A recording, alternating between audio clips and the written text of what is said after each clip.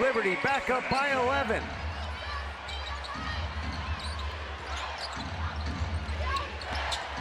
Cook trying to answer, a little out of control, and that's going to be it for Jonquel Jones.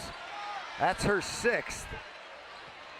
And she picked up the last 3 pretty quick here in the 4th quarter, but we go back to Sab here. Sabrina, who now has, I think, 31, Chris, after this.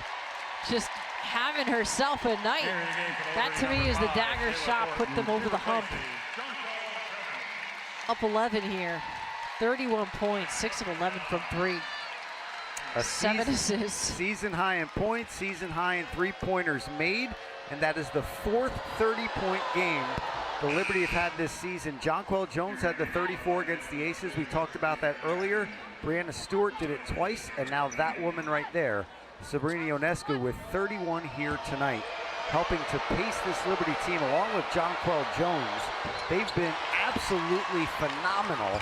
Combined, they are 16 for 31 from the field with 53 points.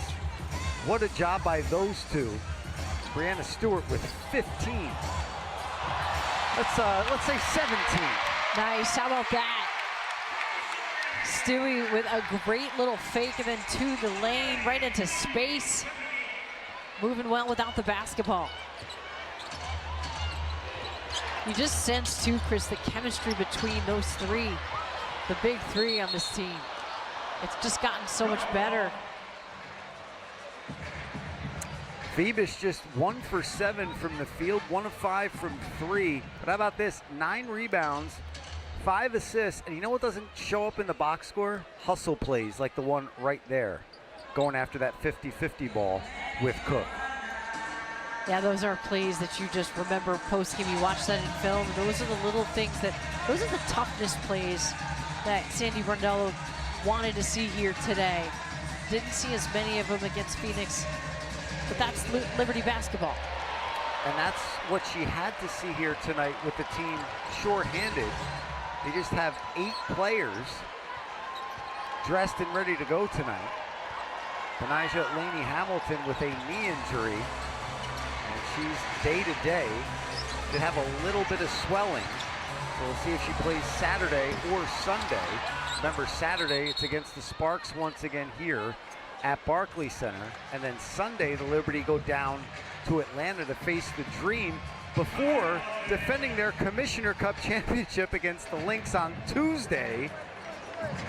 It's a busy couple of days for the New York Liberty, and they return to Mile 9 on Sunday, as we just mentioned, when they visit the Atlanta Dream for the 2nd time in 17 days. Join Zora Stevenson and my partner sitting beside me, Julianne Vianney-Brain, starting at 3 p.m. on Sunday, right here on Mile 9. That game against the Sparks is 3 o'clock on ABC on Saturday.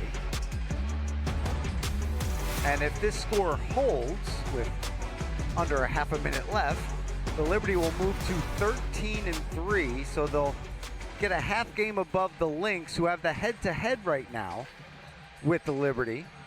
The Sun at 13-1, and as we mentioned earlier, don't forget who hung that 1 on the Sun. That was the Liberty as well. Right, yeah, they somehow found their number and were able to match their physicality. Not too many teams in the league are able to play with Connecticut in terms of their physicality, the way that they really have that toughness to them. But New York played well against them. Yeah, they did.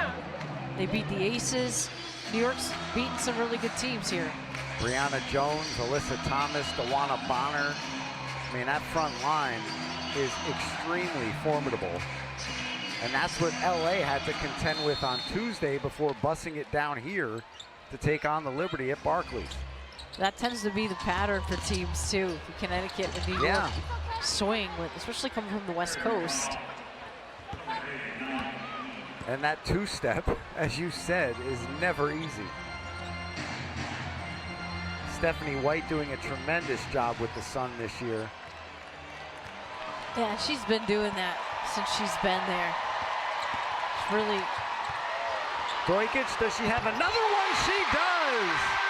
Ivana Dojkic connects from downtown, a season high 12 for her.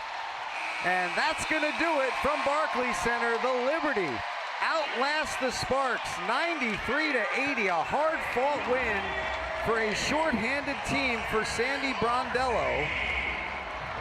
Tonight's final score presented by Snipes, the leading sneaker and